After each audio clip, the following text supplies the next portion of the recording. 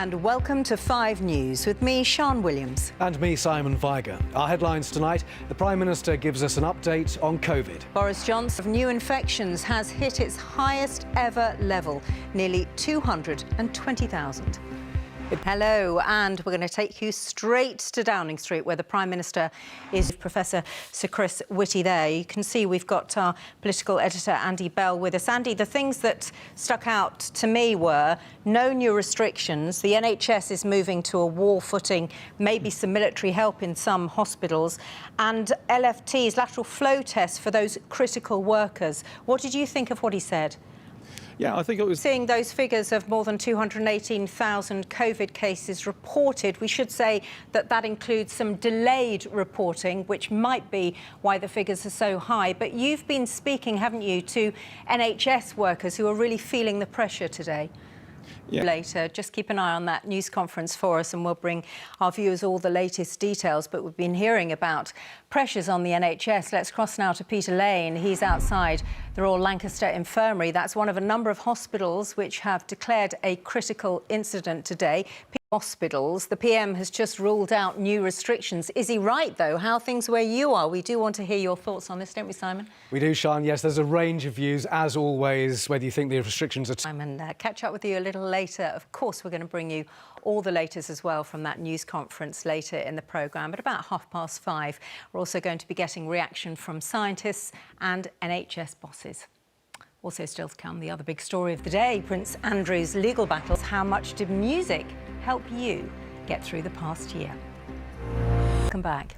Will those allegations of sexual abuse by Prince Andrew on a teenage girl 20 years ago be thrown out? His lawyers certainly hope so. They're pinning those hopes on a document that's been discussed in a New York court this afternoon. At the heart of it is Virginia Giuffre, who claims she was the victim of sex trafficking and abuse by Jeffrey Epstein, part of which involved being, in her words, lent out to powerful men like Andrew, who she's now suing. He denies all the allegations. Julian Drucker picks up the story. OK, a bit later, we're asking, is COVID Plan B working? We heard from the PM a little earlier. Going to be back in Downing Street to see what else he's had to say.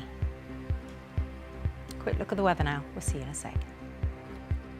Hello, I'm Sian Williams. This is 5 News. Just after 5:30, let's bring you some headlines.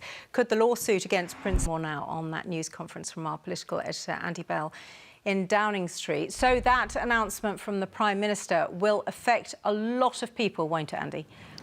Yes. Thanks very much. Well, the Prime Minister's announcements follow several NHS hospitals declaring critical incidents. So let's just take a look at the data when it comes to the pressure on frontline NHS care. And Simon's been crunching the numbers, haven't you? A lot of numbers, Sian, but it is really interesting if you take a look at them.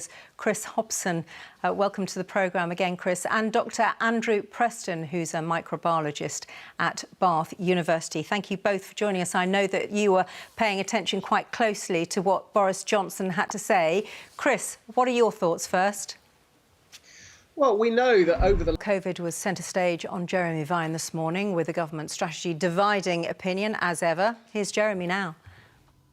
Touch today. Thanks, Simon. We're going to take a short break now, still to come.